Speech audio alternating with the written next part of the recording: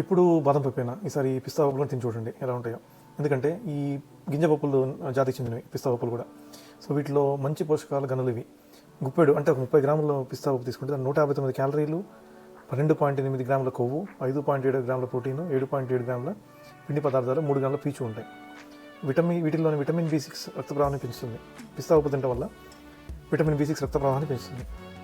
ఇలా అన్ని కణాలు తగినంత ఆక్సిజన్ అందులో చూస్తుంది. ఇది రోగ నిరోధక శక్తిని పెంచుతుంది. నాడీ వ్యవస్థ ఆరోగ్యం ఉండడానికి తోడ్పడుతుంది. పిస్తాలోని పొటాషియం కూడా దండిగా ఉంటుందండి. ఇది రక్తపోటు తగ్గించేలా చేస్తుంది. ఇతర గింజ పప్పుల్లో లేని ల్యూటిన్, జియాక్సాంథిన్ అనే యాంటీ ఆక్సిడెంట్ పిస్తాలతో లభిస్తాయి. ఇవి కంటి రెటినా మధ్య భాగం దెబ్బతినకుండా కాపాడుతుంది.